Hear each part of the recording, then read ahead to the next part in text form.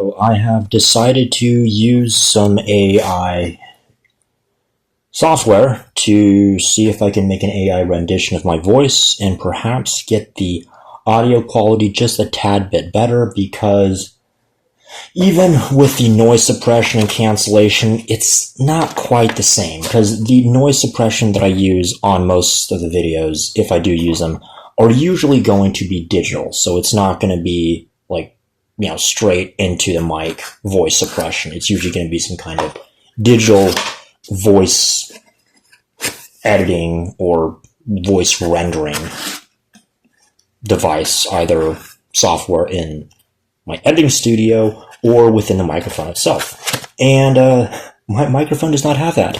It is a very simple little mic, but it definitely gets the job done. And here we are. Now we are talking about... Alright, so first of all, the speed. I kind of got the speed right. Kind of sped up the speed a little bit because I didn't feel like using so much power and almost getting to the point of causing my laptop and workstation to pretty much melt from all the processing. So I've decided now that we are just going to use my good old regular voice. And it's a good time to talk about some rather a little interesting topic that I think has and should be a bit of a continuation of the previous video that I had uploaded about universal laws and universal principles, mutable and immutable. So while it's not universally accepted as to what form of astrology should be used, what correspondences should be used, what house system, sidereal, Hellenic, or tropical Western astrology, I think most of us have come to accept that astrology is a very objective form of divination. There are quite a few forms of divination that are very objective, and there's not much wiggle room. Those forms of divination usually tend to be either with reading some kind of system, usually a system of stars, signs, planets, constellations, astrology. There's obviously palmistry with reading the palms on the hands. There is mole, with reading moles on the face, the body, the back, chest, groin, legs, knees, hands, shoulders, knees, and toes, and so on and so forth. There are other forms of divination, particularly with lots, arrows, things of that nature. And of course, reading cracked bones or what have you. Now, as far as divination goes, I would say that all the divination tools are really they're sort of just like timepieces. They're essentially clocks or calendars. They tell you what is happening. They tell you what is going on. They do not compel you. They do not make you do anything. They just simply tell you what's already happening and will happen. Now, of course, in astrology and in any form of divination, there are going to be a very wide range of correspondences and correspondences to how those correspondences will play out. So typically, I've mentioned in the past how these correspondences will oftentimes be indicative of perhaps something, how do I say it? The correspondences would indicate what's going on as far as the psyche goes. And because of the objective nature of astrology, along with the fact that astrology, along with a bunch of other divination practices, tend to focus much on the psychology, the psychological aspects, which is very ironic because usually people go to tarot for things that will happen in the physical realm. Well, this is going to happen in the physical realm. You're going to meet your girlfriend or boyfriend in this day and month. You're going to have this new job promotion in this year and this month. You will have, I don't know, your car's going to break down in the middle of the highway, in the middle of the night, in the middle of nowhere, in January of next year. On and on and on. However, it's kind of funny because it's coming from a very subjective system of divination. At least the way that tarot is read actually for divination. Now, you can say that oracle cards, they kind of just tell you what's up. Like, hey, this is going to happen, this is not going to happen, so on and so forth. Now, I know there are systems where they use oracle, tarot, and Lenormand, or Lenormand, however you want to pronounce it. And so with tarot, oracle, and Lenormand, it tends to, you could say, create a more complete system. As in, you're having a more complete set of correspondences and a more complete set of meanings. So it's going to be harder to deviate from subjective reading. However, with astrology, people tend to get very caught up in the psychological aspects of it.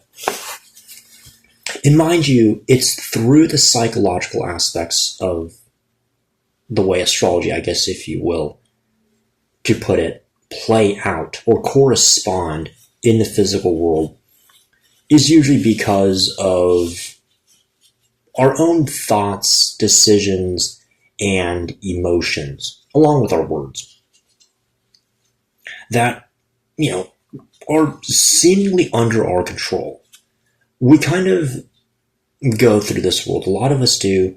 We tend to think that we're in control of our thoughts, and we're in control of our emotions, and we're in control of the things we say, do, and think. And two, we like to think that the things that we say and think don't really have that much of an impact. We tend to focus more on the physical limitations. And while, yes, the physical limitations do matter, they obviously do play a role in life, we're usually almost always very, very quick to figure out, right? Especially those of us that have lived long enough to be able to connect all the dots. To be able to figure out that indeed, most of the major outcomes that we've had in our life, most of the results that we've had in our life are from the thoughts that we've had, the words that we've said, the emotions that we've felt, and that all trickles down to really just a handful of key decisions that we knowingly and willingly make. And usually it's those decisions that we make without much external pressure. There's no one forcing us to make these decisions, right? No one's forcing us to make it. If anything, there's more signs and people telling you, hey, you shouldn't do this because there's really no benefit in it whatsoever. A good example is you're really upset at somebody, or you're really upset at, I don't know. You're upset at somebody. You're upset at a certain group of people. You're upset with the system. And so you have this train of thoughts, ideas, and emotions running through your mind and your heart. And then you form those thoughts and emotions into some kind of monologue. And then you say those things. You know that it's not going to do anyone any good. You know that it's probably not going to do your friend or say someone that is close to you but really upset you, you know it's not going to do them any good to just talk shit to them, lash out at them like that, completely call them out. You know it's not going to do you any good. You know it's probably not going to do them any good. You know that it's probably a really bad idea, but yet you make it anyways. A lot of times I've seen this. I've seen this with fights. You know that if you kick this guy's ass, even if you win, in fact, if you win, and depending on how much you win after kicking someone's ass, there could be some pretty severe consequences in the form of time and money. Time and money, mainly time, that you're not going to be able to get back. You're not going to get back that time. That is the punishment you will face. So there's always kind of this give and take. And so, in a way, the psychological aspects of astrology, they're important, but yet they're so overlooked. They really are. They're very much just completely overlooked. And it's just, it's kind of amazing as to how many people either just, they tend to get so caught up with physical limitations. They get so caught up with them. These physical, mundane limitations that they completely just forget about their emotions and their internal world, that when it comes time for those key decisions, they lose control because they've never addressed those inner problems. Now, I want to get on to kind of another topic while I'm at it. It's a topic that I've been thinking of for a little while now. However, I don't really have exactly a way of putting it as far as the connection goes, the connection with the two topics. But I wanted to kind of address the topic of twin flames yet again. The whole idea of twin flames, soulmates, someone that's being meant for you, so on and so forth. So in your astrological chart, you have your first house, your ascendant, and you have your descendant, your seventh house cusp. You also have your north and south node. So with that being said, you can kind of see how the north and the south node will be in opposite houses and opposite signs. The ascendant and descendant are opposite houses, opposite signs. So right off the bat, we can see that in the physical world, right, even if you have two people that resonate very, very deeply on an emotional, spiritual, and higher level, a deeper level,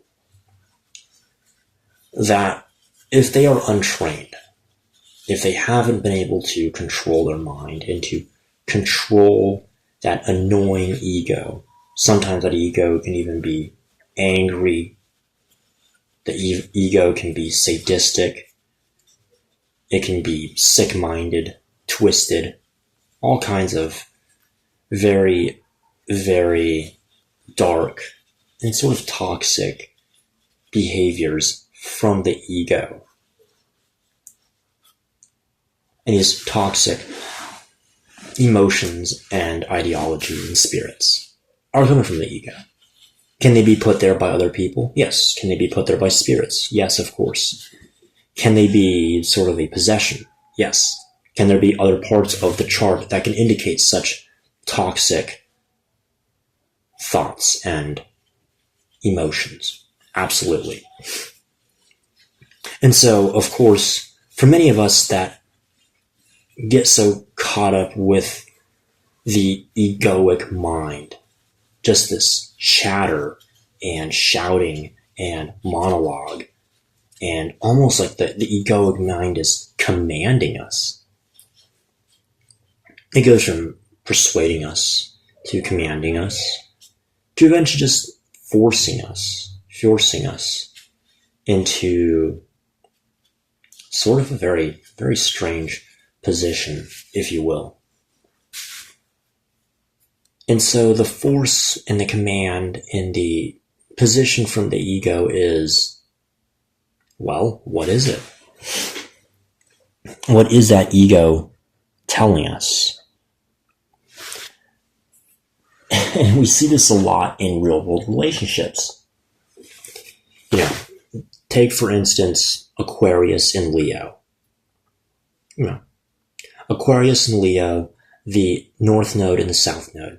And I'll say Aquarius and Leo, either as ascendant or descendant, North Node or South Node, Mars or Venus, whatever. Something like that. You can see very clearly how, sort of, on a very deep level, they have the same resonance. The Leos are famous. They are attractive. They are wanted. And likewise, they are wealthy in terms of attention and status and popularity. They are sort of what you would say in the upper echelons of society, physical society, on the physical plane. Whereas Aquarius can be eccentric, intelligent beyond measure, intelligence to the point where their intelligence and their logic is beyond the reasoning of the masses. And you see that coming in the form of being a social outcast, almost being hated, being perhaps despised, disdained by the rest of the world. So you sort of have this playing out of disdainment and resentment. Oftentimes, we tend to resent. We as a society, I should say, society oftentimes likes to resent those that they consider to be famous, rich. They live in their own little world. They don't have to follow the rules. They think they're better than everyone else. And at the same time, they also have this disdain and this hatred towards those that challenge the norm, that say things that aren't really acceptable, that may have ideas that are not acceptable, that may present themselves in a very eccentric fashion. Disdain towards them. We're afraid of them. We see them as enemies, as evil almost. While, if you look deep enough, both of these Aquarians and these Leos are both hated. They're both just hated in a different way, to a different degree. Many of them even have a bit of a God complex. They have a superiority complex. For one, the superiority complex can come off as arrogance, as disdain, and feeling that they are envied and that they must protect themselves, whereas the Aquarian may feel that others are stupid, they're sheepish, dumb, they're unable to think for themselves, and they simply just waddle through life just being so dumb and sheepish and almost zombie-like in the way they just follow the norms. It's kind of looked down upon. So in a way, the Leo and the Aquarius come together. Now, there are obviously many other cases with this. Taurus and Scorpio. They're both luxurious in their own way. Taurus is luxurious of wanting to take it easy, wanting to hide, Of course, Taurus has a lot of wealth, and they have to protect that wealth. Scorpio is very alluring, very sexually appealing. They could even be sexually aggressive. They could even be prying, secretive, suspicious. They can have suspicion of others. And that'll do about it for this second part for the video, for a series almost. There you have it. See you next time.